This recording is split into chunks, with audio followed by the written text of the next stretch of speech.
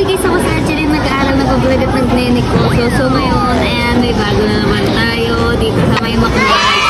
So, tinatawag nila na Little McDonald's. So, mamimili lang kayo kung gusto nyo ng book or toy. So, yun sa mga toy, mga little na tote bag na toy, tapos little na yung fries, yung Jollibee. Yung fries, tapos yung burger nila, ganon. So, syempre, para maiba naman ang pinili ko, yung book nila, Little McDonald's book. So, ayan, saka niya kabuksan natin.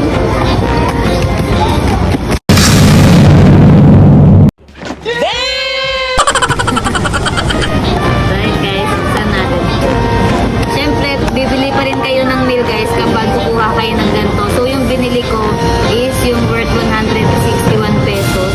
May kasama na yung spaghetti, french fries, tsaka Sprite. Tapos itong Happy Meal. Ito nga pala yung pinili ko, guys. Ayan, yung book nila. So, tignan natin kung anong meron dito. Yung packaging nga pala niya, guys, nakabalot lang siya sa papel. So, ayan, pakulit. So, ayan, punitin natin siya. Ang nakalagay dito, guys, Little People, Big Dreams. Ayan. Little People, Big Dreams. Helen Keller. Paano kaya siya hindi sirain?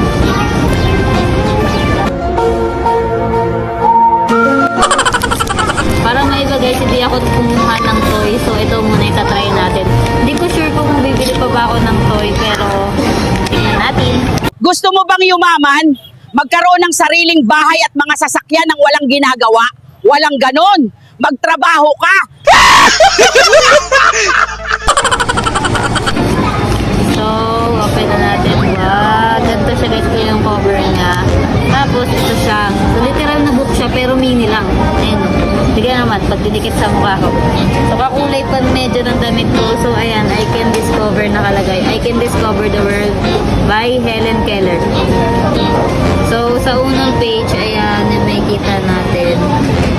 This book belongs to, lagay natin dyan, Andy Limit.